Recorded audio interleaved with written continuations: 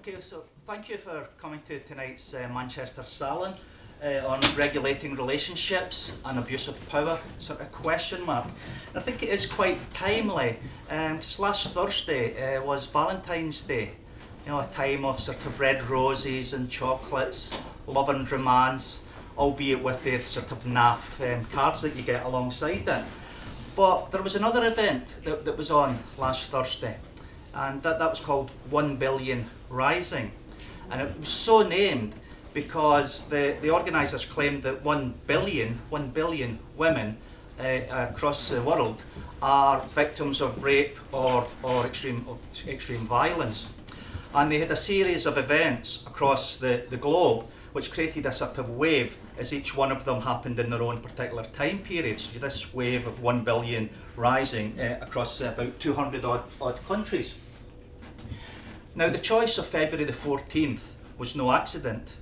By choosing Valentine's Day, the organisers were actually implying that behind the facade of love and romance, there's a hidden epidemic of violence and abuse, and the intimate relationships and the sanctity and support of the family is a mirage, and often it's a place where especially women suffer extreme violence with it. Now, if it is the case that 1 in 3 women suffer such extreme violence, we do indeed have a problem. However, sometimes when you look at some definitions into that, it can be questioned. So, for example, is the figure really so high? So the oft-cited UK Home Office report, which came up in Britain that there was a figure of 1 in 4 victims of domestic violence, only 17% of the incidents recorded in the survey were considered to be crimes by their victims. Only a third of the women victims agreed that their experience made them a victim of domestic violence. In other words, it was researchers, not the women themselves, who defined themselves as victims. Perhaps, however, it's this lack of insight on behalf of the victims that's behind the impulse, behind all these awareness-raising campaigns, 1 Billion Rising being the latest one, sort of with it. Now, there has been much criticism over the focus on domestic violence, but it tends to be that the focus is too narrow, and that by focusing on male to female violence within heterosexual relationships, that ignores or downplays the fact that women can be just as violent as men, and also it ignores or downplays violence within same-sex relationships, sort of with it. So I think we could say we do have a problem, but the true extent of it and what is to be done to tackle it may seem obvious, but I think we need to interrogate them. So is there a need for the policing and regulating of ever more and more of our interpersonal relationships? Did my use of the word interpersonal downplay the political nature of gendered relationships? Does the expansion of what constitutes violence and abuse encourage us to view ourselves as victims and our intimates with suspicion? In reality, who gains? Is it the women themselves who gain power, or is it the state and its proxies? Social workers, can I see quite a few there? The state and social workers that actually gain the power, not the women themselves. Also, whatever happened to the liberal notion of the autonomous family? Lots of questions, which thankfully I don't have to try and answer. To do that, we have 2 esteemed speakers who are going to speak for approximately 12 minutes each, and then we'll go to the audience for some questions, contributions, and hopefully criticisms as well. Speaking first is Anna Percy. Anna's Speaking first is Helen Reece. Helen is Reader-in-Law at the London School of Economics. She's written widely in the issue of domestic violence, also on broadening definitions and the legal implications of that. And she also had an article published yesterday on the online magazine Spiked, which argued that against the notion that we should have anonymity in rape trials. No anonymity for the accused, no anonymity for the accuser, which isn't an argument you hear every day. Sort of with it. Then will be Anna Percy. Anna's a feminist poet. She engages widely in public debate on feminist issues. She writes, she has her own blog, and she specifically told me to point out that her first collection of poetry is out very soon on Flapjack Press. So hopefully after tonight you'll all go and buy it. So over to Helen.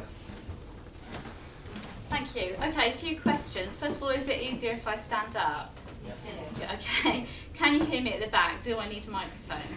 It's actually quite hard to see you, so please, if you can't hear what I'm saying, please do start waving frantically or something like that, because that would obviously defeat the point. Thank you very much for inviting me, and thank you for that introduction, which is really helpful because it does focus very much on what I want to talk about. I want to focus in on one aspect of the widening definition of domestic violence, and we can see this encapsulated in the new Home Office definition, which is going to come into effect in March. But this is really the latest example in a trend of widening domestic violence.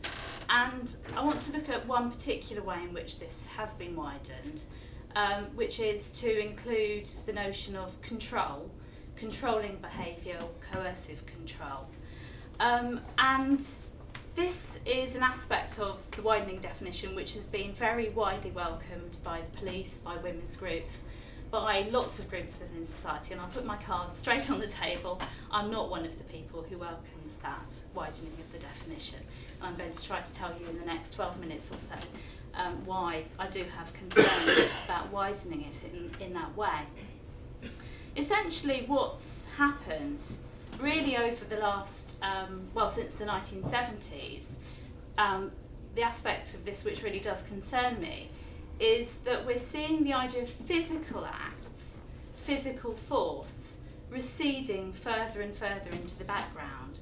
So whereas in the 1970s, when domestic violence was kind of rediscovered by the women's movement, we knew that we were talking about physical force. We were talking about battered women, normally battered wives at that point, beaten and so on, and hit and so on and so forth. What we then saw over the next period is physical force becoming less and less important. I think many people in the room may have heard of Pence and Paymar's celebrated power and control wheel. Their conceptualisation in the 1990s was to put power and control in the middle. That was the central concept.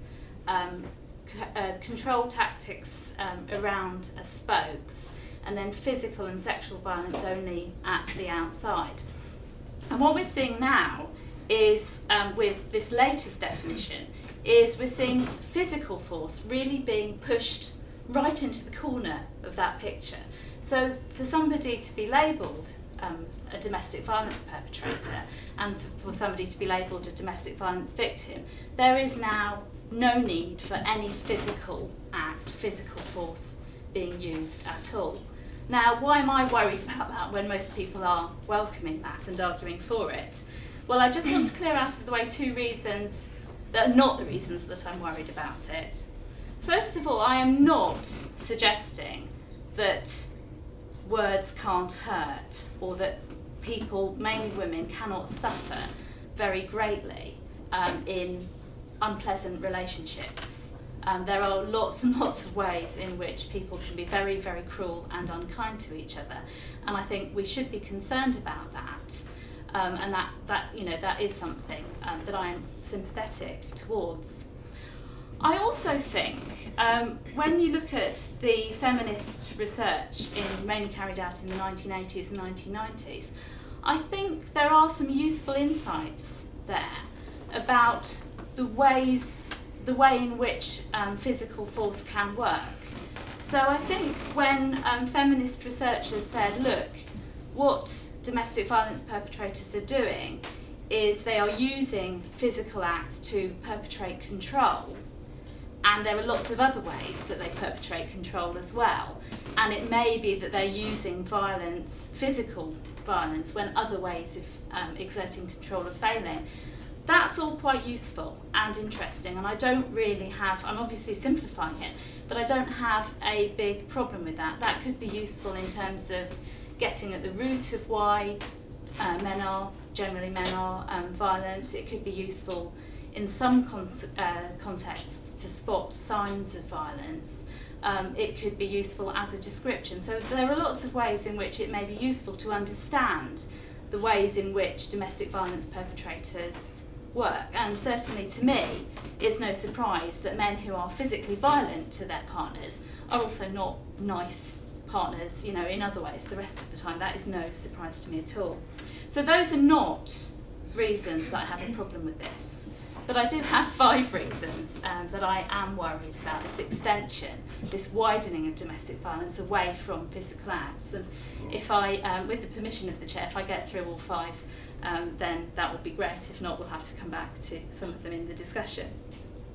So what I'm concerned about is that when we're talking about a legal definition of domestic violence, I am concerned about taking out that idea of physical force, putting it right to the side. Why am I concerned about that? Well, first of all, I am concerned because the label domestic violence perpetrator is a very serious label to have put upon somebody. Now, at times it will be right to put that label on someone, but I think to put that label on someone who has never lifted a finger violently, I think is very hard. Of course it has implications in the criminal law. It may end up with somebody, you know, being put into prison, but it also has lots of more insidious effects legally.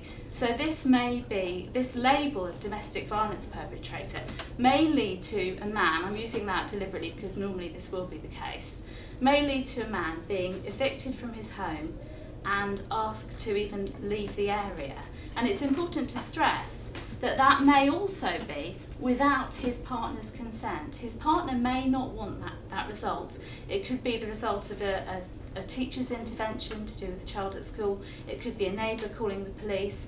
And that can lead to a man being asked to leave the area and not allowed to communicate with his partner. That will be right in some circumstances, but not necessarily where there has been no physical force used. So I'm concerned about that. Secondly, I'm concerned about what this means for women who are the victims of physical force, what I would describe as domestic violence victims. I am very concerned about women who are in that situation, and I really welcome the fact that in many ways the law is stronger than it was 30 years ago and provides more protection for those women. But I think, you know, when we start to see domestic violence all around us, when we cast the net ever wider and wider, we end up losing sight of what I would argue is quite a small number of very serious cases that we should be focusing our concern on. So I'm concerned about that. In contrast to women who are the victims of physical violence, I'm concerned about what widening this definition means for women more generally. Because I do think that for women who are not victims of physical force, physical violence, we should be encouraged to see ourselves as able to conduct our own relationships, to sort things out ourselves, to act as agents in that way, maybe sometimes with the help of friends, family, neighbours and so on. But I don't think, and I know there are lots of social workers in the audience, and I'm sure you're all very nice, but I don't think that women in those sorts of relationships should be encouraged to feel that they need the help of social workers or the police to sort out what is essentially an unpleasant, in my view, an unpleasant, nasty relationship. So I'm concerned about the effects on other women. I think I'm up to number 4 now. I'm really concerned, as well as the effects this has on individual men who may be labelled domestic violence perpetrators and women who may be encouraged to see themselves as unable to sort out their own relationships. I'm really concerned about the effect that the way that this makes us see personal relationships. I think this is a really insidious and dangerous view of our personal relationships. One of my most guilty secrets is going onto Mumsnet and having a read of the threads now and then when I've had enough of working and so on. And one thing that really strikes me about the Mumsnet threads is a very high number of the really popular threads that everyone keeps coming back to go along the lines of, I don't know if my boyfriend is abusing me. I don't know if I'm in a controlling relationship. And the way these go along is, often it'll be a new relationship, but not always. I got drunk last night, I came back at 2 in the morning, now my boyfriend hasn't talked to me, or my husband hasn't talked to me for 2 days, he's giving me the silent treatment. Is he a control freak? Am I in an abusive relationship? And then you get lots of other people piling in on the thread and saying, yes, you know, here are 10 signs to look for. The silent treatment is one form of abusive behaviour. And then you get other people saying, well, I don't know, how often do you come back late? Did you say you'd be back earlier? And so on. And it just really concerns me. That's obviously only one example, but this is something, a phenomenon I do see around me. It really concerns me that we are being encouraged to look for the dark side of our relationships. We're encouraged to dwell on the idea that, you know, is he maybe an abuser? Is he maybe controlling me? I don't really know. This seems to me a really insidious way, very much ties with the idea of Valentine's Day, which, you know, should be about something perhaps a little bit more pleasant, even if it's a bit naff. And what's even worse in a way than looking for the dark side of your partner, I think, is looking for the dark side of yourself. And this seems to me something that people also do. And I wouldn't even exclude myself from this. I mean, maybe you'll tell me that I just read way too much of this violence research and I should stop worrying about it. But I find it even starts to get to me, and I think, you know, am I controlling? Am I abusive? I mean, I've left my kids at home for 2 days with my partner, and on my way here, you know, I phoned up to see how they all were, and practically the first thing I was saying was, have they done any of their homework today? Have they done their piano practice? Probably an overbearing mother, but then I sort of checked myself and I thought, well, you know, am I regulating my partner's behaviour there? Am I controlling his activities? And I think when we start to question even ourselves and look for the dark side of ourselves, this is something that really, really concerns me.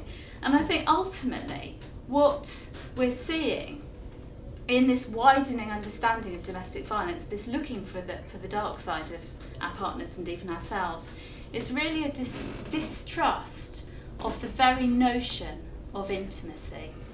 Because if you look at the kind of the checklist of factors to see if you're in a controlling relationship, if you look at the way that the government, the Home Office, has widened the definition of domestic violence, I would say that the checklist of factors that they're pointing out there are inherent in any close, intimate relationship.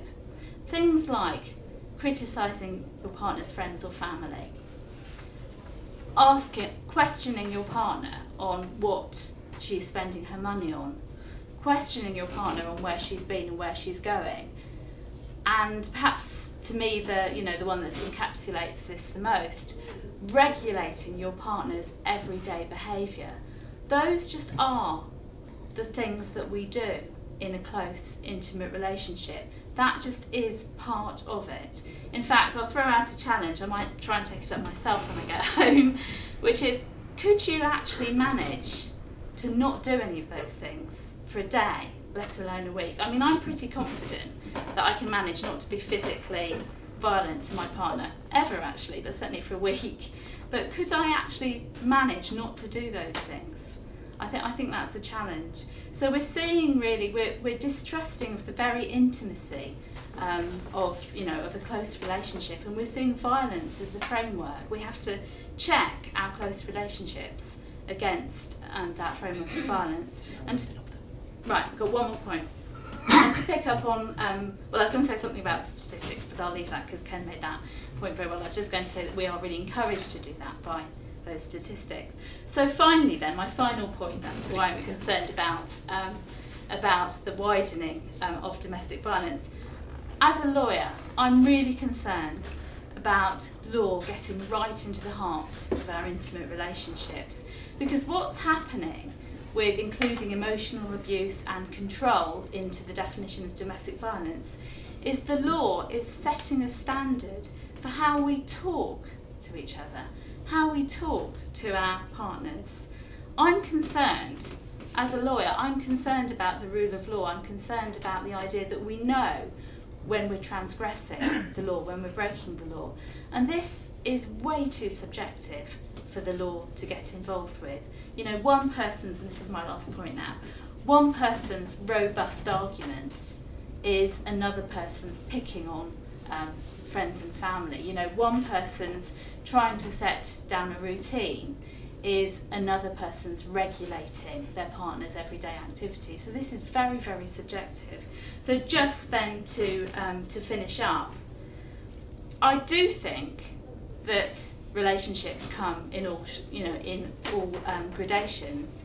Some marriages are made in heaven. Some relationships, you have couples who bicker and niggle at each other. And there are other relationships which make you feel uncomfortable because you feel that one person has the upper hand. One person is really being quite unpleasant or belittling their partner. So I do think there are gradations, but those very subtle gradations, I think, are a matter for friends and family, to say to your friend, do you really want him to talk to you like that? Why are you putting up with this? It's not something that the law should be concerned with. The law should restrict itself to physical acts. Thank you, Helen.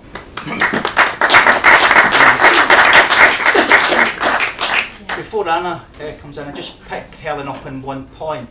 I know a lot of these social workers, they're not all nice, I can assure you.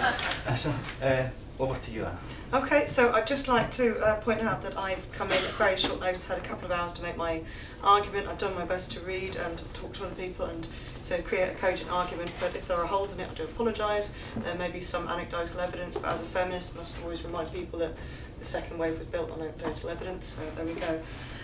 Okay, so I'm coming at it from the point of view that these regulations and the changes in regulations will actually help the people who are the hidden sufferers of domestic violence, in particular men and people who are in LGBT relationships. So that's kind of the main thing that I kind of picked up on. Domestic violence and perceptions of it are rooted in misogyny. This has many effects, including and not limited to the pervasive belief that it is a violent act perpetrated by a man on a woman in a heterosexual relationship. Therefore, it is believed to be a women's issue, and partners in other combinations of relationships are made to feel that it is womanish and weak to have similar problems. It allows people in controlling relationships to belittle their experience. Most of the articles that I was reading against the new regulations cite traditional relationships and again focus on heterosexual relationships and go with the fallacy that a wife might report her husband for making her pay for Sky Sports, as I think it was Brendan O'Neill said in the Telegraph. So and other similar misdemeanors. It focuses on the idea that men will be disadvantaged by these new regulations. Similar arguments get raised around false rape allegations, for example, that these are very widespread and that lots of women make these false allegations. Various kinds of statistics on the matter actually show this is wrong and it's extremely low, it's something like less than 1%. And I personally expect abuses of these new kind of regulations to be similarly rare. The focus on men being accused of domestic violence in the Against articles reflects my main argument that public perception is that it is a heterosexual man attacking a heterosexual woman. The closing statement in the article in the Telegraph that I referred to earlier reflects this. The overhaul of domestic violence is nothing to do with women's rights, and then goes on to cite this idea of the government and its proxies, as you mentioned, being overly involved in people's lives. With this phrase, the overhaul of domestic violence is nothing to do with women's rights, I think he's right, but for the wrong reasons. Not due to what he said and the rest of his argument, but the fact that this is a human rights issue. It isn't something that just affects women. So reinforcing the idea that this is a women's only issue is to kind of deny what's happening all around to all the other people who happen to be sufferers of domestic violence. Also in the same article, this guy criticises the domestic violence protection notice system. He seems to imagine some kind of world where bobbies on the beat are wandering about with ear trumpets waiting to overhear arguments behind closed doors and haul people out. And kind of from my reading of these regulations, it can only be carried out by superintendents or above in the police force, who I'm sure have better things to do than wander about overhearing people's conversations. So there's kind of the idea of the misunderstanding of what these regulations are going to do by the people who are railing against them. And also, the main thing that seems to be, for me, pertinent is that these regulations, and I'm going to refer particularly to this Violence Protection Notice System, because that was something that I was reading about in the NSPCC report. And consistently through this report, it was stating that children in particular who were victims of the domestic violence situations were saying that they wanted the person who committed the crime to be removed instantly. And they said this time and time again, that they wanted the person out of the house after the incident, not after an investigation. So, and also there is an idea that that's frequently perpetuated, that threats of violence are totally disconnected from actual acts of violence, as if one doesn't precede the other. And this is where I go into anecdotal evidence, I'm afraid, but everyone knows somebody who left a partner where they had a lucky escape, where they were only being controlling, or they were only throwing or breaking things. And this is really common. There are so many people in my life that I know this happened to, and I'm sure that you all know personally in your lives that that's something that's happened.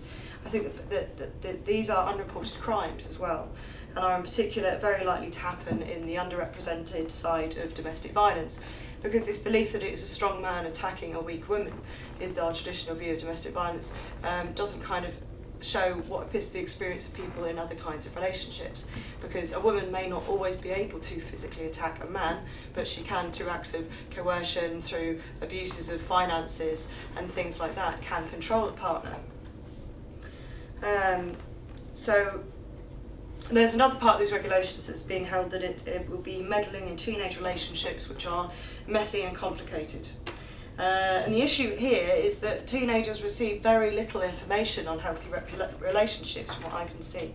In my teenage education about a decade ago, there was very little discussion around the structure or emotional life in relationships. PSHE lessons extended to contraception and drug education. So even the recent government campaigns regarding teenage relationships or abusive teenage relationships have again been, the ones that have been on television, quite graphic adverts that I'm sure many people have seen. They're again focusing on heterosexual relationships, a young man attacking or controlling young women. There seems to be the idea that also that teenagers' relationships are not so important, that they'll work it out in their own time, and that there won't be a nasty impact from an abusive teenage relationship. So I believe that teenagers do need to be protected. The world has changed so much in the kind of 10 years since I was a teenager, and there are innumerable ways and outlets for young people to intimidate or keep tabs on their partner. But as far as I know, the education hasn't improved. The availability of hardcore pornography to this age group leads to altered perceptions of sexual relationships, where particularly young women are coerced into taking nude photos or performing sexual acts, or even having photos taken of them without their knowledge. I believe that teenagers need this protection in their relationships now more than ever. It seems preposterous to me that over 16s could be effectively leading an adult life, living and working independently, and yet cannot be taken seriously in the nature of their relationships, and that there can be domestic violence situations happening as young as 16, 17 or even younger.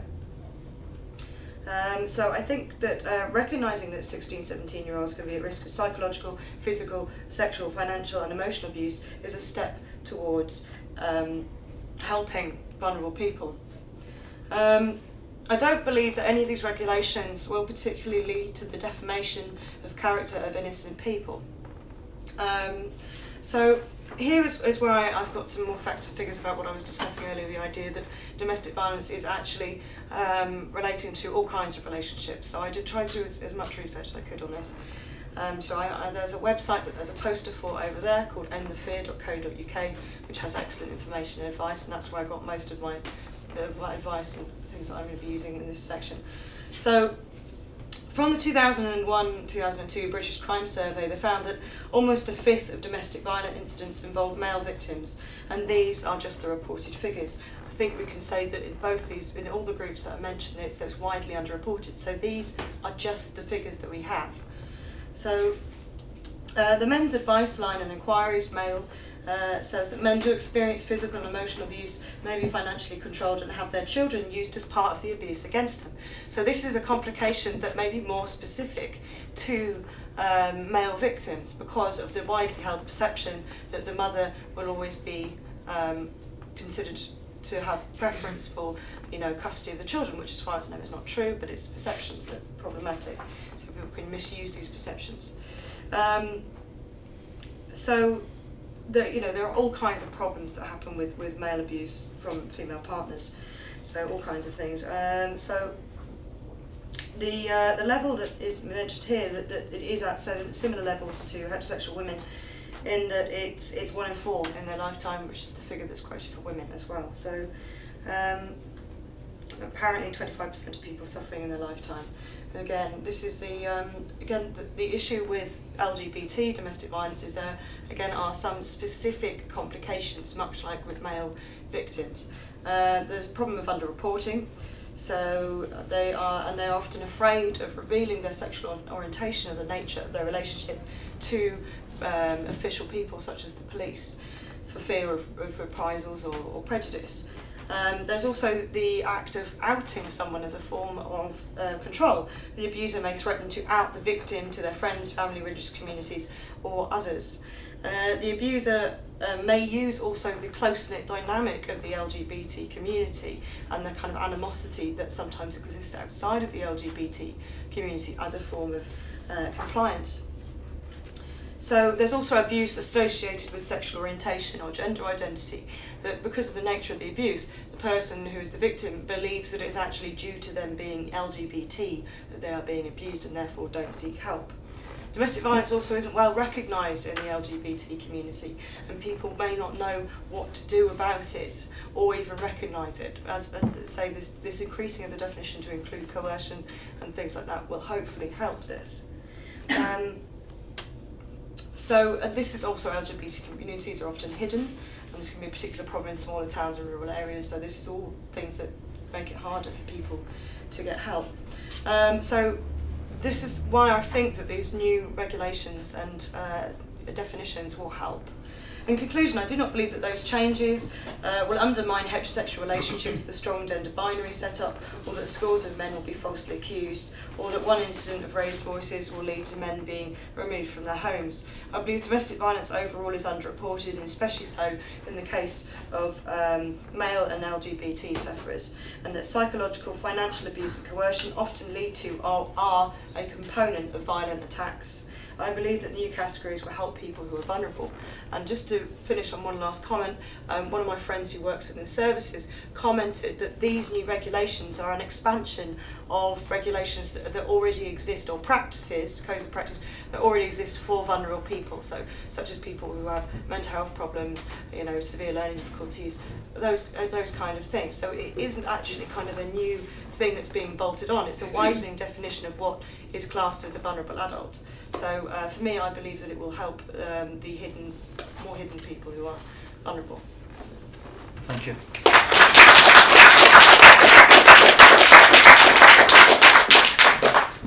So they've spoken for quite some time, so we'll come out to the audience. Now I'll take about 4 or 5 questions or points at a time to give them a rest before I bring them in to respond to you. So who would like to go first? And it's slightly difficult to see. Simon, and at the back there. Just firstly, I would like to thank Hannah for stepping in at phenomenally short notice. And it's the second time that she's done this. Absolute hero for that.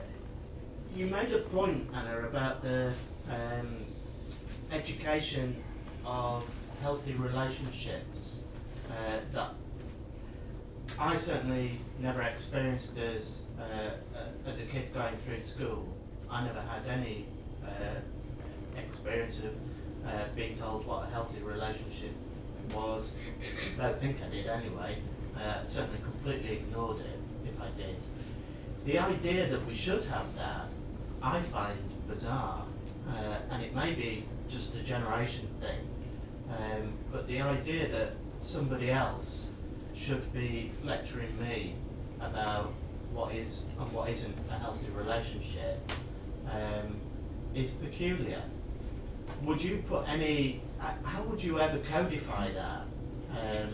And would you insist on various religious schools having that standardised or what have you, because people's perceptions of what is a healthy relationship are obviously different, personally and culturally. To standardise that from a state enforcement point of view, I just find odd, and it's a bit 1984-ish. So who decides what's a healthy relationship? Is it the people themselves or And the how state? would you define it? Okay. Someone at the back? I wanted to come in on the idea that this, we can see in other spheres as well, is this increasing expansion of what we mean by vulnerable people or people with mental health problems, and it parallels this expansion of what we mean by abuse and sort of abusive relationships, and that really concerns me, because I mean, I'm older than Simon, but one of the effects I think it has is to not just increase the amount of regulation by the state, but the form that regulation takes is increasingly a sort of therapeutic, psychological type of exploration around people's feelings and their attitudes towards their relationships. And what worries me as a middle-aged feminist is I remember in the 1970s, in response to rape and domestic violence, we had Reclaim the Night marches, and we taught women to fight, and they were a collective response. I work in a university, and recently there was a campaign on campus from the welfare office which said that 65% of students at the university had experienced unwanted sexual harassment, incredibly wide definition, but they didn't call for any sort of exploration of that. What they called for was counselling services, better counselling services, and better reporting to those counselling services. And my fear is that what this does is it A, increases kind of psychological focus, but B, it enables this sort of expansion to really encompass absolutely everything, and then the authorities and schools and wherever can just start to intervene, and that really troubles me. Anyone else at the front here? I did a little bit of homework yesterday to just try and understand the problem a little bit. And I have that sort of age-old way of trying to approach things. You sort of quantify the problem first.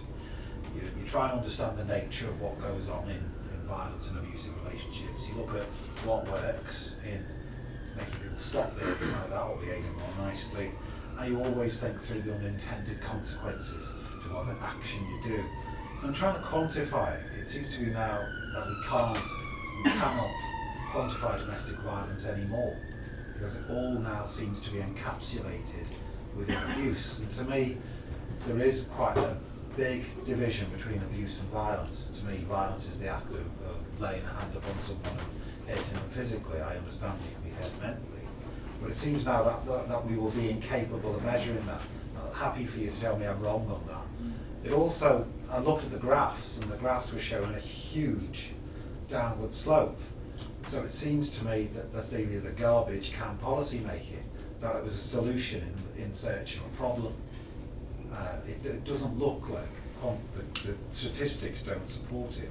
And also I'm always interested in comparative statistics. I think the Americans have adopted this wider definition 10, 20 years ago, so one would hope there's been a huge fall off in domestic abuse, because therefore it's worked.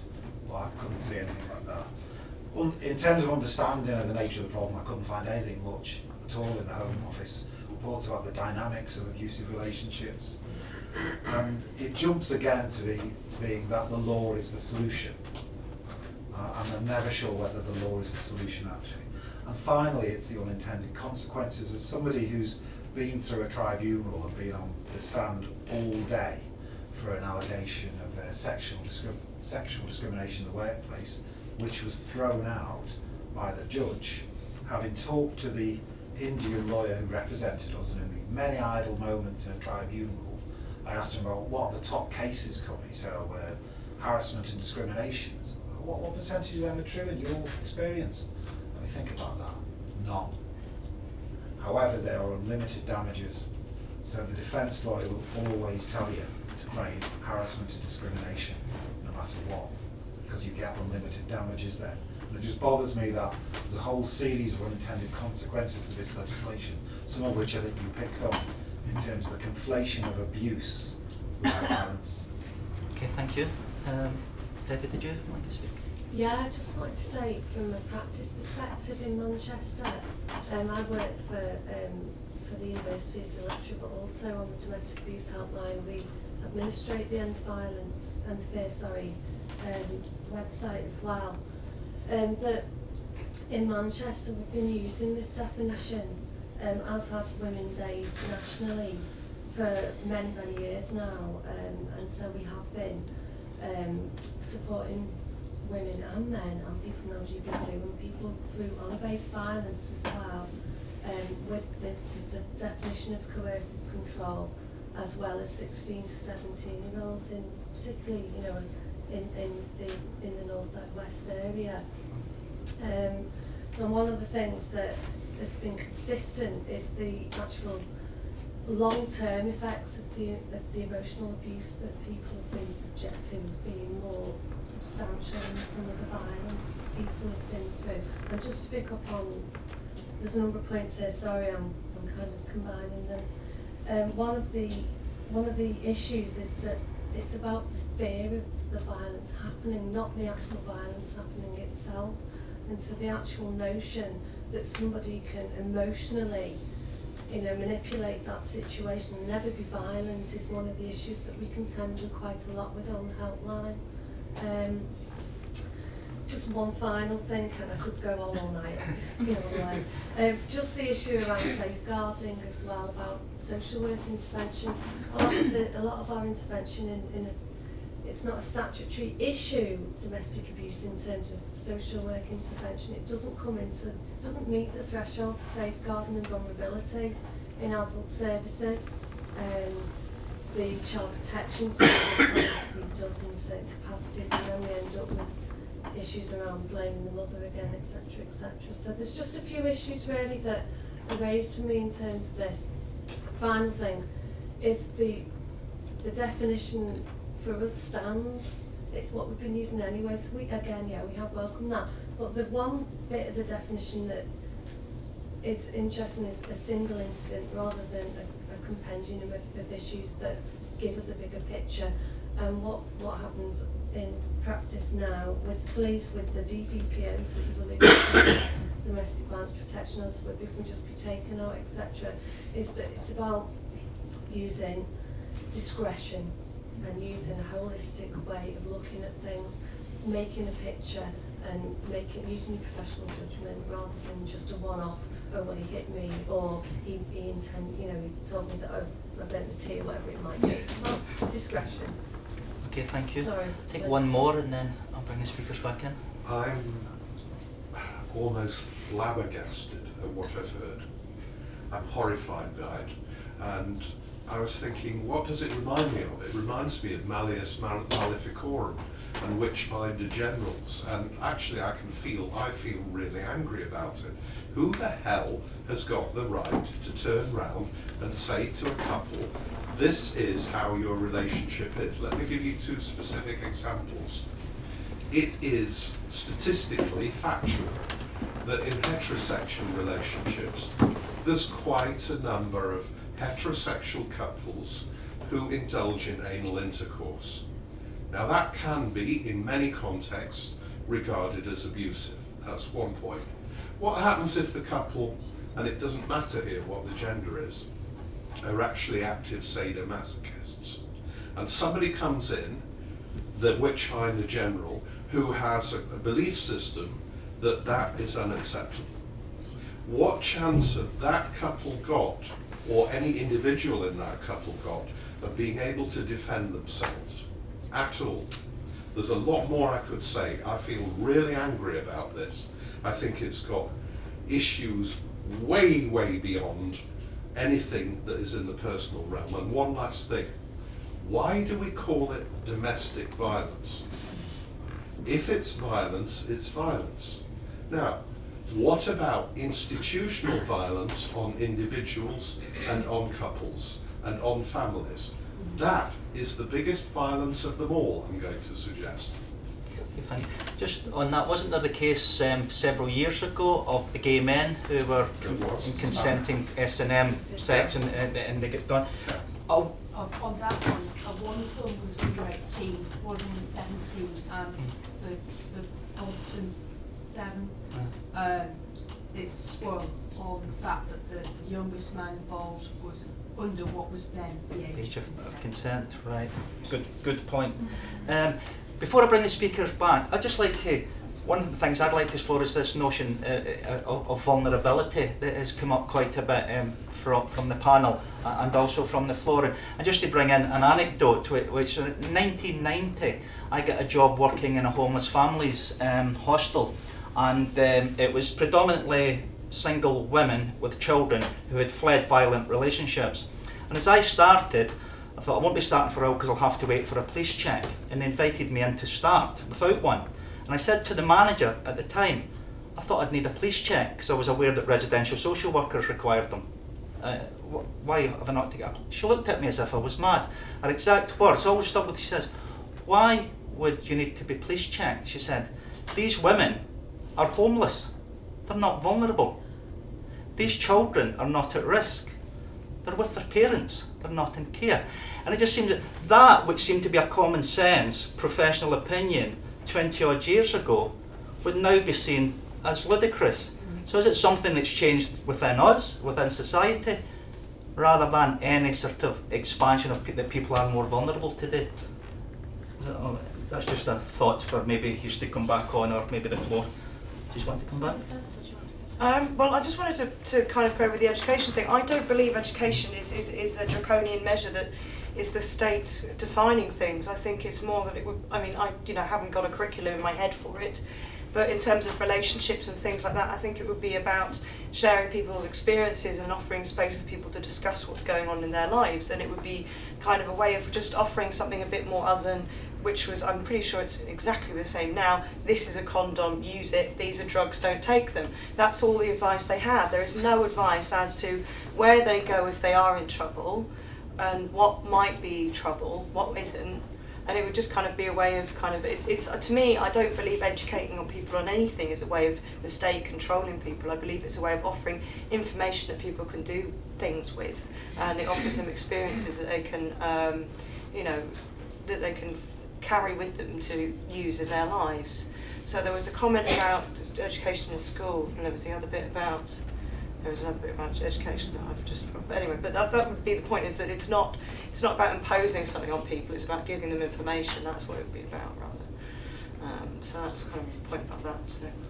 Well, I'm going to have to say something about education first of all, because I mean, I suppose I disagree with the idea that this hasn't happened yet, or that it needs to happen more. I mean, my kids are at primary school and it's just absolutely full. The curriculum is full of education. My daughter's actually starting, I think it's still called sex education after when she goes back after half term, and the whole thing is going to be about healthy relationships. And I think it can be very directive and very coercive. You know, my kids come home all the time saying, you know, you can't say that to me, mummy, you're hurting my feelings, or you know, don't talk to me like that, you have to respect me. Now some of that, some of it may be, a lot of it is about how they relate to each other in the playground, and it's very directive. It's very much an image, as you know, as someone was saying over there. It's very much an image of how healthy relationships should be.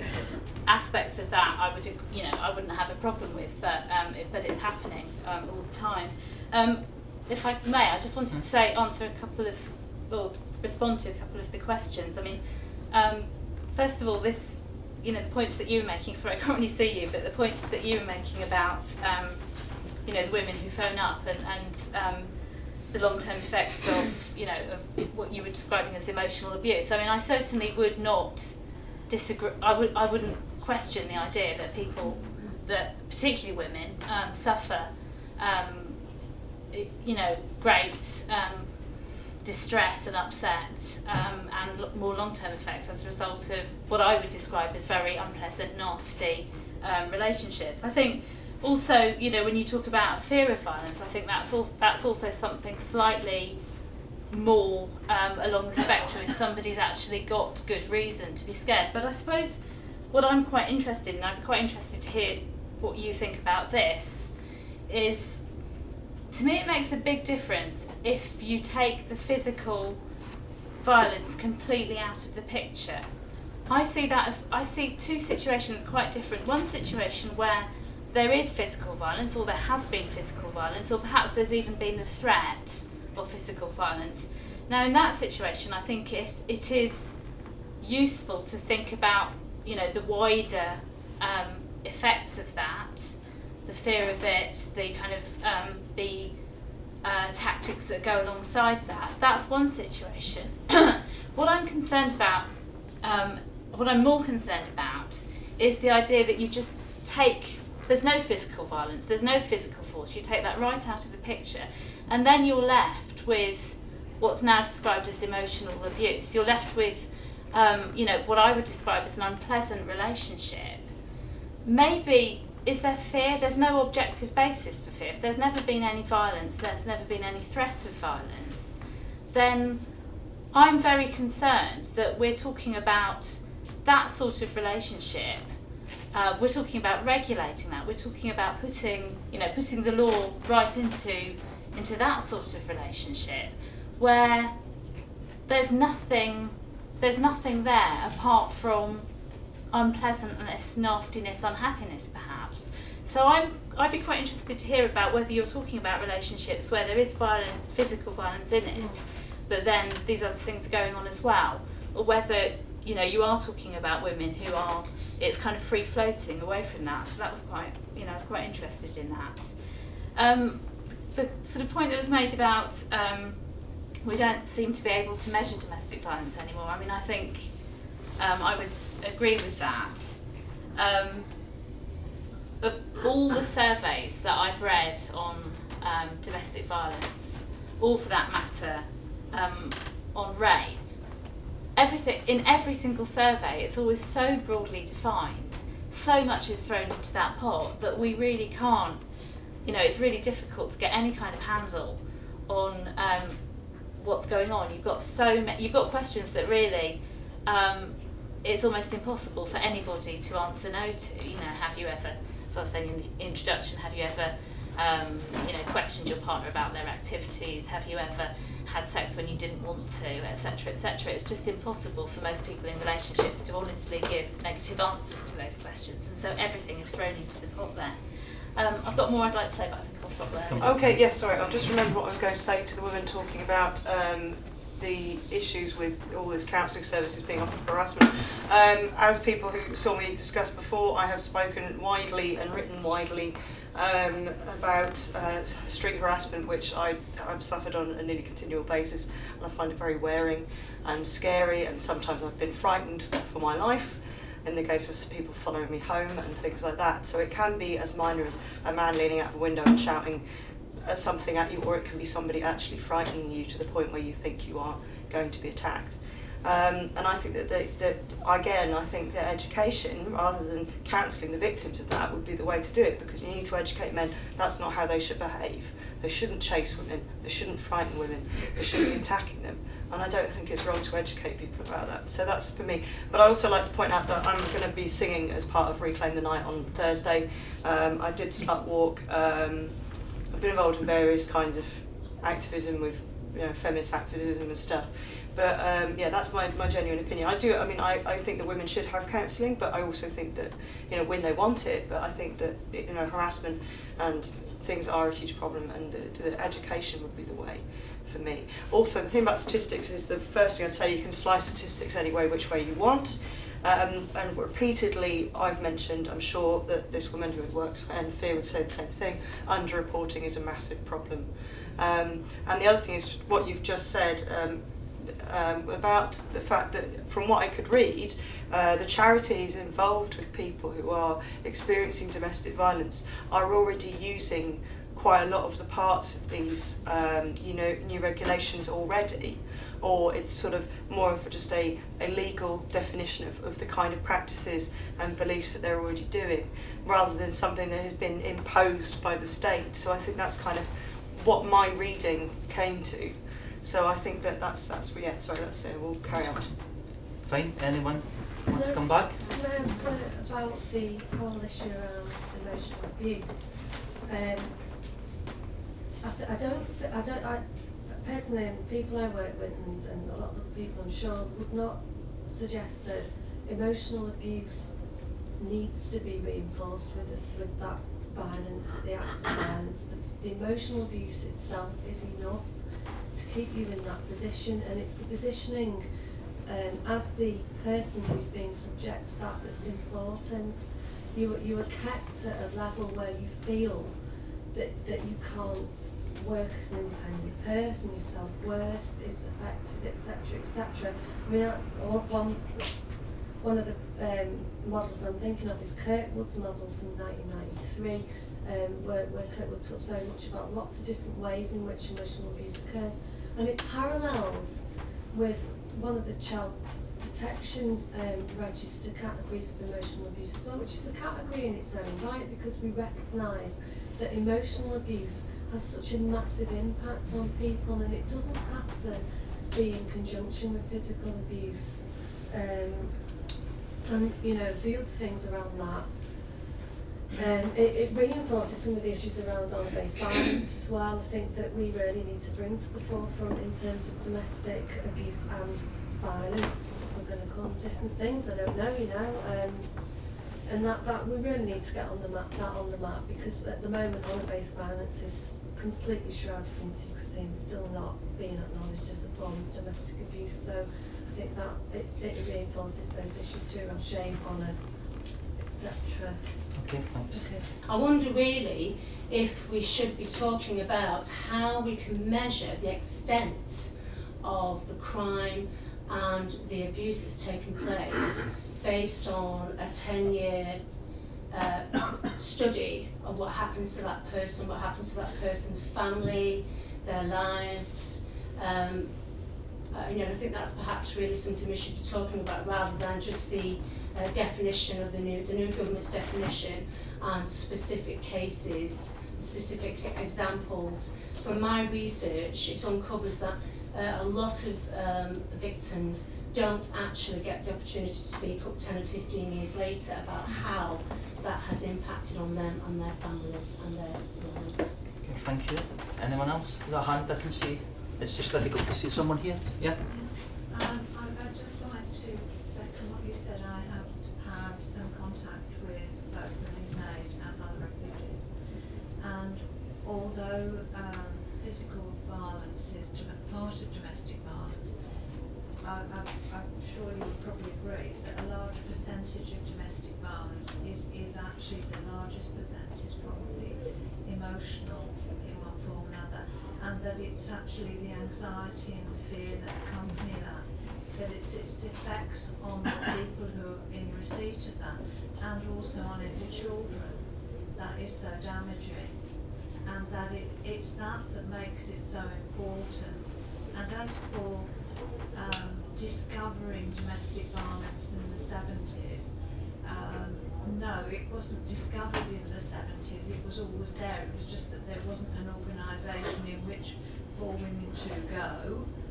And also the other thing is that we regulate relationships in a whole variety of ways in other areas between people. And yes, I agree that there are problems with identifying things like coercion, but I think you have to recognise that the victims, A, don't want to be victims, and that if they're saying they're abused, that there is emotional abuse, then for somebody to actually take that step is actually quite a large way to go, and takes quite a great deal of courage to do, and that should not be ignored.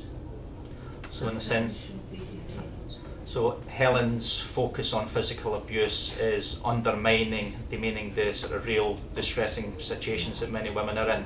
Was that was some of the I don't think it's demeaning. I think to not to look at the whole thing as a package is basically ignoring 2/3 of the problem. Okay, thanks. Jane?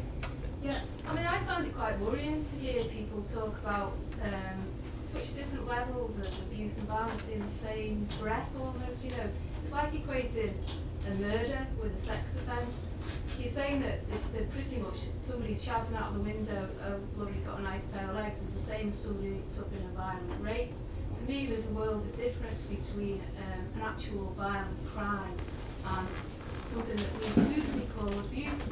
I mean, abuse is a word that's bandied around and overused and used in the wrong way so many times. I work with children in schools, and they say that they're being abused by each other when they're just calling each other names. It got to the stage where you go for counselling if you had a little bit of a rumpus in the school playground. You know, the sort of thing that you used to be able to deal with as a child now is being taken on as some sort of illness, and someone's going to intervene in it and sort it out for those children. And I think it's wrong to even think about welcoming this sort of intervention that prevents people from behaving freely and making incorrect choices or wrong choices or whatever choices they want to make in their lives. I was thinking about my own upbringing in relation to this, and I thought my mum and dad would probably be in jail by now, because as a child, you know, I was made to walk to school, for instance. I was fed on dripping. I was poisoned with dandelion burdock. All sorts of things today that, you know, you could actually call abuse, because we've widened that term so much to make it totally meaningless. Thanks. Was someone in front there? Yeah. I think Helen made an interesting point about how widening the definition causes us to focus on the dark side of ourselves and look at it. What would you say to someone who said that's a good thing? He said we all have a dark side, we all have to be careful of it, and if we don't look at it to control it, then it's those people that become abusive. Like, I'm not making the hype, I'm wondering what you would say to someone who did make the hype. Do you just want to respond to anything there? Yeah, well, I'd say that this thing, I didn't say that, you know, someone saying, oh, you've got a nice pair of legs is as bad as a rape, and I would never say that. I would say the more extreme things are when I've been frightened and thought someone was going to be violently attacking me or was going to rape me, which has happened more, and people trying to pull me into a car, things like that. Those are the more serious ones. But I would say there is a cumulative effect of harassment. I can't sort of specifically talk about domestic violence because I'm not someone who has been in that situation, but I would say that in much the same way that somebody chipping away at you day after day after day, if they are constantly, there are small acts of harassment, that to me has led to all kinds of anxiety on my part and the way that I live my life. Like, you know, male friends of mine are always amazed when I'll go on the top of the bus. They go, oh, I never go on the top of the bus. And they're like, why? And I say, because I need the bus driver to see me. So I mean, what I'm saying is that these things that may seem small have a cumulative effect, and they change the way in which women lead their lives. And I think it's much the same way in a domestic situation when there is somebody who is day after day kind of steadily chipping away at your confidence and is frightening you to the point where you think they are going to attack you. And it's that kind of thing. It's not saying that one incident where your partner has shouted at you is the same as being hit in the face. It is saying that there is a cumulative effect of emotional abuse over many months and many years that affects women's lives, affects their mental health. And the point is also about the vulnerable people's definition. For me, the main thing is that through domestic violence, people become vulnerable persons. They may become homeless, they may have mental health problems, they may become disabled. So that's the point, is that it's not blurring the lines or widening it too far for me for the definition of vulnerable adults, but it's an accurate representation of what happens to these women. As you said, over the course of maybe 10 years, they may end up, you know, having been okay at the time, and then may have, you know, all kinds of problems later on in life as a result of their experiences. Well, what a great question about, you know, isn't it good to look at your dark side? It's good to look at your dark side if you've got one. It's good to look at your dark side when you need to. But the idea that your dark side would be there in the very process of getting close to somebody and getting intimate to them, that your dark side is when you are spontaneous with your partner, when you get close to them, you get intimate, you get right into a very deep relationship, and inevitably you do all these things that are on the checklist. The idea that that is your dark side, and that's when you need to look at yourself, that really disturbs me. I think, you know, against the idea of looking at your dark side, this is not the time to do that. it's about allowing yourself to become intimate with somebody and allowing yourself to trust yourself and trust your partner. Trust is really important, and also being spontaneous is really important in a relationship. As it is, it's important everywhere. It's important in relating to children, but it's perhaps most important when you're relating to your partner, your most intimate loved one, that you allow yourself to interact spontaneously and naturally, and you allow yourself to love, and that love is not a dark side. Of course, there are times when you need to look at your dark side. If you find that you're out of control in some way, that's it. But I think the idea that we all need to look at our dark side, not allow ourselves to be spontaneous in our interactions with our nearest and dearest, I think is very, very sad. Just wanted, there have been a few sort of things that have been kind of pulling in the same direction. It's been said in different ways, but I think it's kind of the same point. So, Anna's made the point a couple of times, but no one's going to be thrown into prison for shouting at their wife, and police. I think you said police superintendents have got better things to do than go around listening at keyholes, or looking through keyholes to see if people are shouting at each other. And then somebody else said, well, it is difficult, this idea of emotional abuse. You do need to have some discretion in it. And the way somebody else put it is, well, yes, there are problems with identification. It's hard to identify what's emotional abuse, what's controlling behaviour, and what's just having a row. Now, what I would describe all of that is an idea of law, that we can have a you know what I mean kind of law. And as a lawyer, that really disturbs me. The idea that, we can put our trust in police constables, lovely social workers, police officers, because we can have a kind of very broad law, emotional abuse, controlling behaviour, but you know what I mean, we know what we mean. We don't mean you, we don't mean shouting, we don't mean just losing your temper or asking your partner why they came in drunk 3 times last week. You know what I mean. That really, really scares me. I just, when I was studying law many, many years ago, there was this kind of old-fashioned notion, which somehow seems to have fallen by the wayside, that law needed to be clear, it needed to be precise. We needed to know what we were allowed to do and what we weren't allowed to do. If you have a very vague, you know what I mean kind of law, which people here seem to be happy with and not really have a problem with, then we're all at the mercy of the police officer, the social worker, the teacher. And I don't want those kind of, well, we all know really types of laws. And I think this is why, I hear what people are saying, and I accept that people can be really, really nasty to each other, and that can cause a lot of harm. But that's why I'm just not happy with I'm not really happy with the idea of emotional abuse. Certainly when it's put into any kind of law or legislation, I just think it's too vague, it's too difficult to distinguish between, nastiness, shouting, rows, unpleasantness, and what this kind of you know what I mean. It's something worse than that. It really, really disturbs me. Okay, just before I come back out, I suppose what I sort of like us to, I think we've touched on and maybe explore is this, what was the key concept of sort of liberal political thought, or a key tension, is the tension between when should the state have the right to interfere in our private lives, and when should we have an autonomous sphere away from state intrusion, and are we happy to gradually cede more of that authority to the state as we seem to expand and further expand lose any notion of a private sphere? Is just one area that I think may be worth exploring as well, because I think we've touched on it. There's someone here wanted to speak, then you.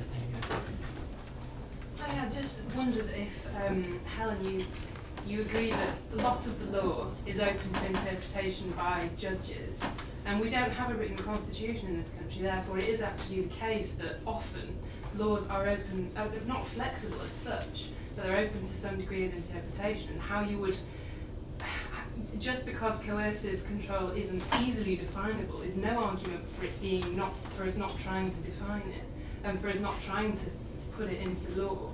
And also I was just wondering whether you would think that those kinds of, if you could define certain levels of coercive control or emotional abuse, what would there be gradations that you, would there be levels that you would think ought to be penalised?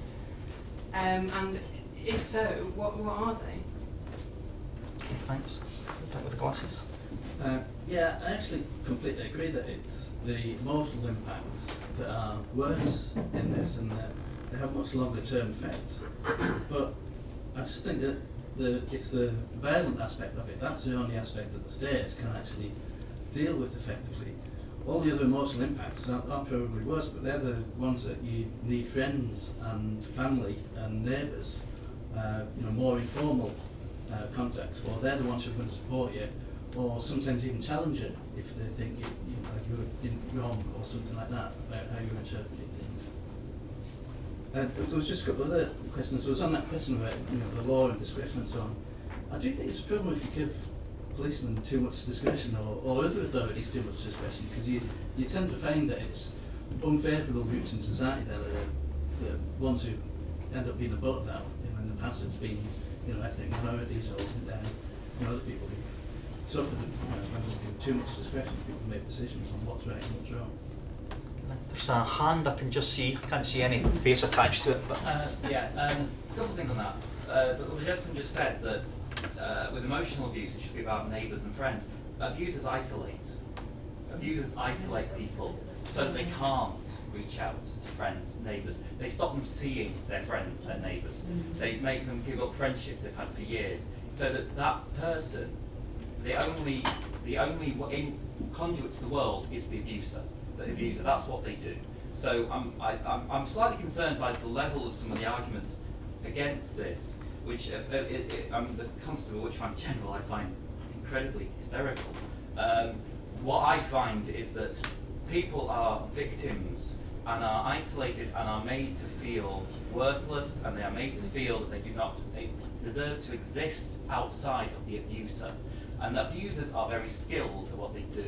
They are very good at making people feel they cannot get help, that there is no help, and if they went to try and get help, there would be repercussions. At the risk of getting anecdotal here, her very dear friend of mine was never touched by her partner. She had to look this up in the bathroom on several occasions when he was ranting and raving at her. He ran up huge debts on their joint bank card so to make it harder for her to leave. Now, by the definition some people are using in here, that's fine.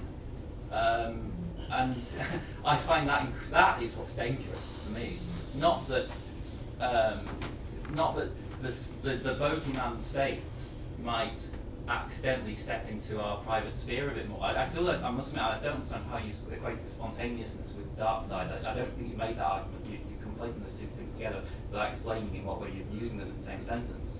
That, for me, I always think we need to look at the victim, and we need to look at who is vulnerable, who is suffering here. And the people who are suffering are the people who have found themselves in relationships and have found that they can't get out of them because the person who is abusing them has closed off all the exits. And to just act as though, well, he hasn't actually hit you, therefore you can walk out the door, you can go and see your neighbour, you can go and see your family, is just does not reflect the reality, and it's just completely, frankly, ridiculous, because that is not how abuse happens. It is not how abuse plays out, and victims of abuse cannot do these things, and that is why I haven't read the full legislation. There may be elements of this legislation I don't agree with, and maybe this is, I'm glad someone else picked up the point. I find the argument that we shouldn't put it in because it's not perfect, I find that bizarre, because for me what you do is you take a legislation, you make it work. You don't say, well, the first draft of it's not quite right, so we'll ditch the whole thing. You say, well, how can we adjust this? How can we read it again? How can we amend it so that the most vulnerable people in our society actually are the ones who are being protected, not the abusers? And yes, there is always a risk that somebody may end up in court who probably shouldn't do. And I would hate that to happen. But at the moment, the risk seems to be that the people who are being abused, whether it be emotionally, and it does lead to mental health problems, it does lead to social isolation, it does lead to severe anxiety, and people who are isolated because of financial constraints, all those people are the people who currently cannot get help, cannot get out of their abusive situations without a lot of luck or a lot of courage. And, you know, at the moment, we seem to be arguing against them getting extra help because there's a tiny possibility that a policeman might happen to be walking past a house and hear an argument and decide that it's somehow abuse. Policemen have a certain amount of discretion as it is on all kinds of issues. They see something they think is suspicious and stop and search. That's entirely down to the policeman's discretion, whether they stop somebody of suspicious behaviour. So the idea that this is somehow introducing a subjective element into an objective legal system just does not reflect the reality of the legal system. So a lot of these arguments, it seems to me, that are against this are based entirely on false premises. And for me, I think we need to be looking more at the victims and at amending this legislation if it's not perfect and getting it as close to perfect as possible. And we need to start valuing people's experiences as victims who haven't been hit, who have been threatened with violence, who have been made to feel that they're worthless, who have had mental and physical health problems brought on by the abuse they've suffered, who have become isolated in their communities because of the abuse they've suffered. Those people deserve help. They don't deserve to be told, well, he hasn't actually hit you, so it doesn't really matter. You're not actually that important. He hasn't actually beat you, so therefore it's not actually abuse. It's just you know, between two partners. Those people deserve to be treated a lot better than that, and they need help. Very well argued point, which I think certainly warrants a response. But before we go back to the panel, is there any other people want to come back in for form? Just on the arbitrariness of it, I thought Anna introduced the arbitrariness really well in the beginning when she talked about the role that children should play in being able to identify an abuser and have that abuser removed before any law comes into play, just by their identification of it. I think you used the phrase that it should be removed before any investigation, and that's for me an unbelievably totally arbitrary characterisation of what's going on here. The question that I wanted to ask was Anna or any of the people that are kind of focusing in on the experience of their confidence being chipped away, and the story that you played out about going onto the top of the bus, I thought was really, really good. Because personally, yes, people do have their confidence chipped away. That's, you know, real world activities does that. Sometimes you do not feel confident about going on top of the bus. But the kind of solution and the way that we're increasingly being invited to look at the content of that bus, i.e. all the passengers and the driver, is that we don't look to the passengers to help us, because we increasingly see the passengers as the source of chipping away at us, and what we look to is the bus driver. Increasingly we're looking to state regulation or quasi-state regulation to protect us from everyone else around us, from the bus passengers. 30 years ago, 50 years ago, I think, you know, in the bad old days of domestic violence, the idea of not going on top of the bus would be anathema, because people were a lot more autonomous and confident in that sense, in a political agency-driven sense, and they would look to everyone else on the bus to help them out if there was a problem. They wouldn't be looking to meekly hide away and look for some state, quasi-state individual to help them. I've got a few more people want to Oh, speak, okay, but yeah, do you sure. want to come? Do you want to come back now? I just wanted to say that the comment that I've made earlier on is that the point is these legislations, these regulations, these things that happen, particularly the thing of people being taken out after an incident, it's not just a small incident, this is a massive incident. There's been, you know, the police have researched into this, seen what's happened, and found out that this person needs to be removed now. It's not just on a suspicion, it is because something bad has happened, because children and their partners are in danger. That's why people get removed. It is not because of on suspicion of that they might have done something dodgy. It is because there is actual evidence for them doing something really bad. And the point is that I brought up about the children, it came from the NSPCC report, is that it's the children saying that what has happened to them and their experiences, and that they are saying that this is what they wanted to happen, that these services are aimed at the people who are the victims. They're not aimed at attacking people who are innocent. These legislations are aimed at protecting the vulnerable people who can't talk to friends and family, they can't talk to neighbours. It's a naive view. It is an exceedingly naive view to believe that a neighbour can stop someone else having a domestic violence situation or coercion or whatever is going on, because this is the idea of the traditional model of domestic violence. Is a man hitting a woman, there's lots of shouting, it's very obvious, she's got a black eye. It is not like that. It is hidden, it is terrifying. It is someone locked into the confines of their house and not being able to get out. And that is why you need to have officialdom that has got rules and ways of which to protect people. But it is through them using their professional know-how, being well educated and having lots of experience. It is not through somebody just being given a big legislation to go and, you know, the witchfinder general business of just going around and accusing people. These things happen because there is investigations, because people have been, you know, accused, rightly so, and I don't think people are going to be coming through the courts on harassment charges for domestic violence, as was mentioned earlier. And I don't think that particular case has any kind of relevance to the domestic violence sphere, this harassment and discrimination. I don't think those laws apply generally. And to be honest, you know, most women wouldn't go through the courts and wouldn't go through the hassle. I only know of one person who's been attacked, a woman, who was attacked by her partner who went through the courts. And that's like, you know, lots of people have been in all kinds of terrible situations. That's only one person, and yes, he was convicted because he had hit her. So I don't think this. I totally disagree with this idea of the state imposing things on innocent people, because these legislations, these regulations are informed by people who've experienced it. It is informed by the professionals working with them, and I don't think the people who are looking on the sidelines and worrying about whether or not they're going to get accused should have their say. Because, you know, even I'm just defending it, but it's, you know, I haven't been in that situation, so I can't comment. It is not my place to rewrite that law or to say that it shouldn't go through. I agree that I think that it should go through, but, you know, the fact is I'm not part of the system, so I shouldn't have any bearing on whether or not it does go through. So, sorry. If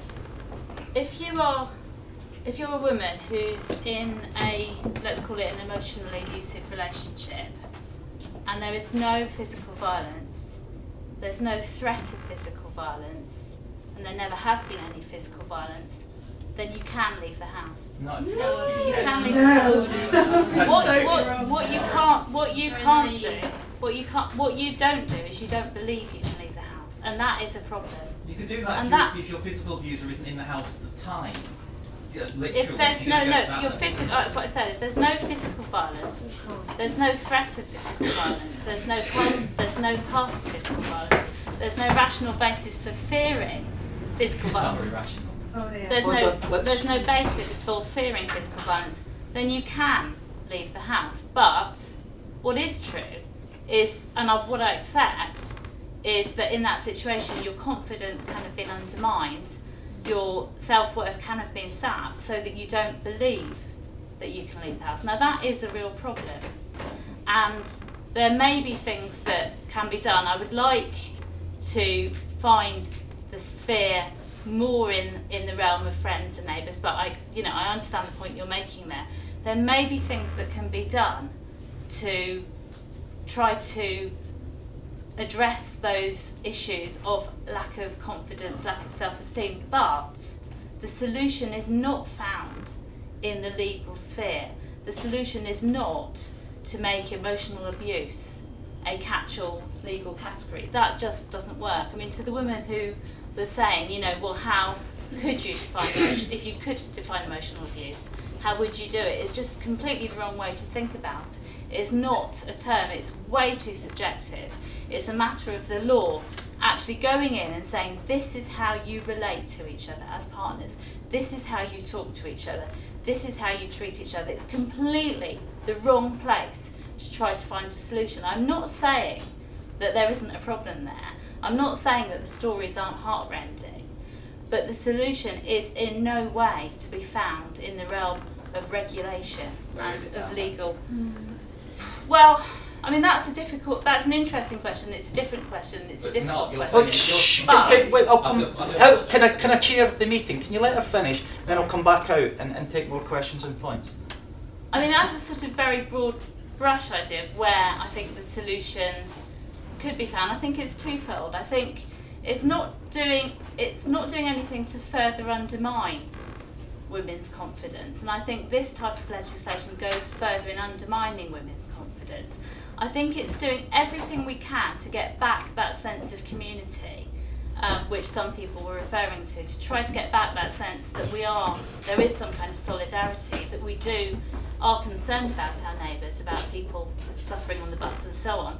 And it's also, in very material terms, giving particularly women, making sure that they have the options and the support networks in a material sense to make sure that they don't feel there's nowhere they can go, they've got no resources. So in a very real material way, making sure that, you know, that there is no need to feel, you know, I have nowhere, I have nothing.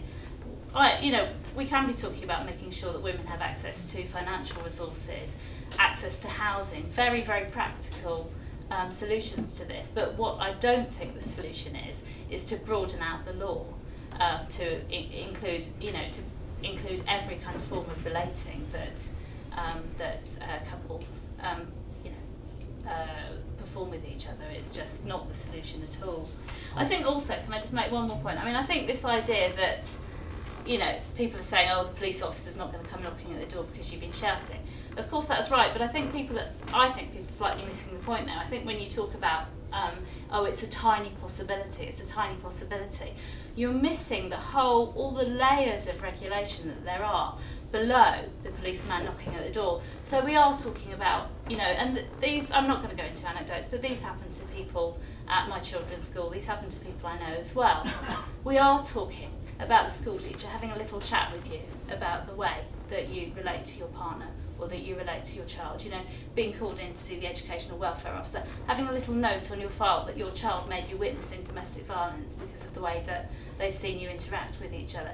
We are talking about huge numbers of injunctions, restraining orders, you know, going up a level here. We're talking about welfare officers making notes in social work reports, in files, which then, you know, have huge implications if a case comes before the family courts. As I said at the beginning, all those things may be right, they may be necessary in some cases, but you are opening up a huge amount of discretion there, you're handing over a huge amount of power there to teachers, social workers, welfare officers, and, you know, the idea that this is just a tiny problem because, you know, no one's going to be put into prison for shouting at their girlfriend or their wife is really to miss the whole point of all those different layers of regulation. I think it's quite naive. Well, this would be the last round of questions. So before there was, I had someone here at the front. Yes.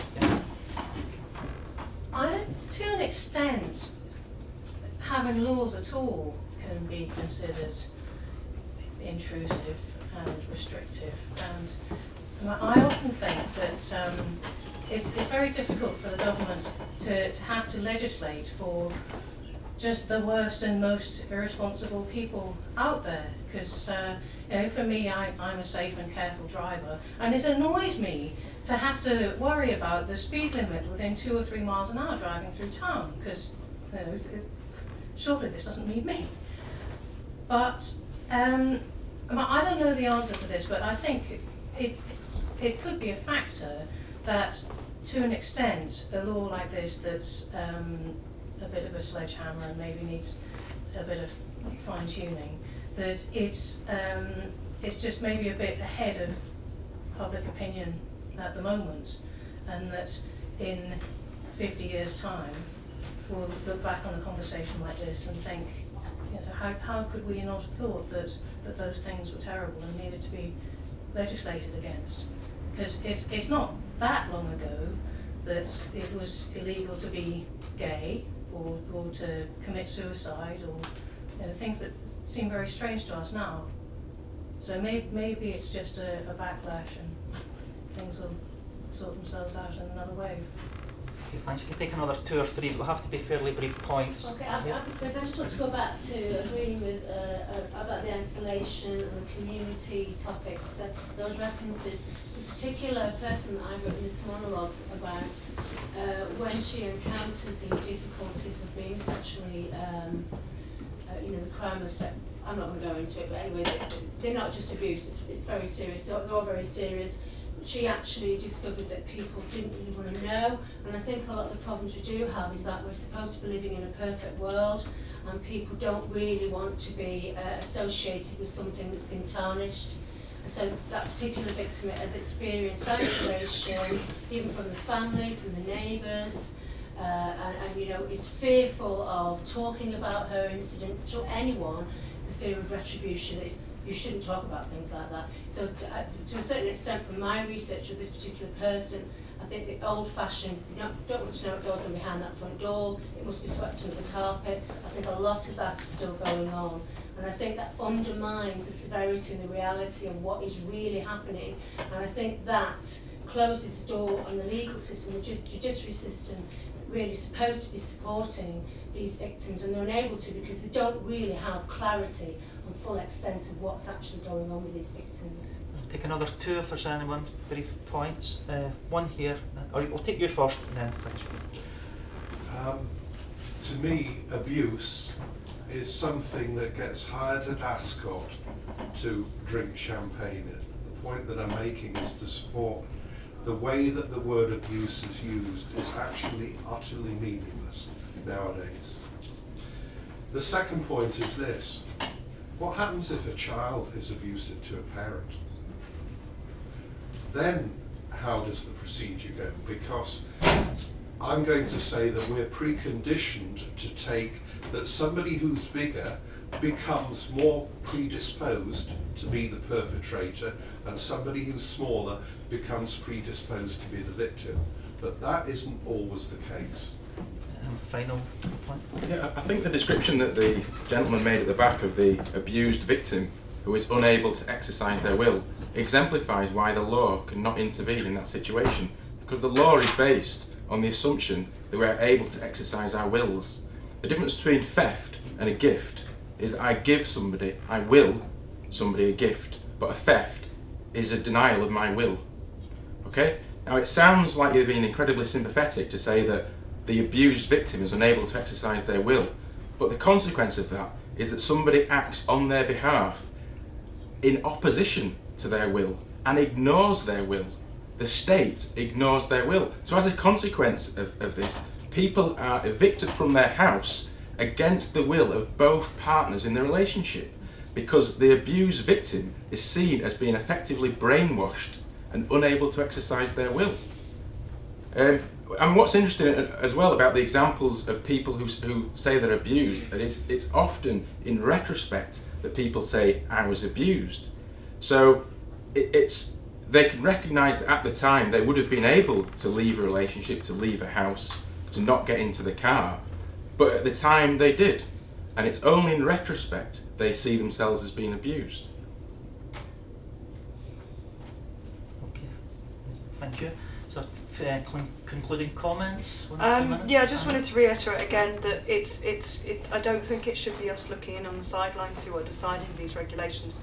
They're the people who are working with people who are domestic violence sufferers and know better than you or I what is going on, and all the problems and intricacies that come with that, and whether or not children are being abused or not. And the comment you made about it being a bigger person, a small person, I've said this throughout, the point I was trying to make is that domestic violence isn't as simple as a big man hitting a small woman. There are all kinds of different situations where it can be, and I think that personally, from what it looks like, the new regulations may help with these kind of situations, because they are creating a system where we have a different point of view on what domestic violence can encompass in terms of our perceptions and hopefully other people's perceptions, so that more people can be helped. And again, I think we shouldn't be focusing on the fact that a very small portion of people might be falsely accused, because I honestly don't believe that will happen. Maybe I am naive, but my personal view is that it should be the professionals who work with people, it should be domestic violence sufferers and survivors themselves who are pushing for how legislation is carried out. Okay, thank you. Final points from... It's not a matter of people being falsely accused. The point is that emotional abuse is in the eye of the beholder. It's a subjective concept. It's something that it can only really be understood and experienced and appreciated from inside the relationship. The idea that someone can come in from the outside and say that's emotional abuse, that's not how you should talk to your partner, that's completely the wrong way of thinking about it. It just is not the right solution for law to come along and tell us how we should be talking to our partners and relating to our partners.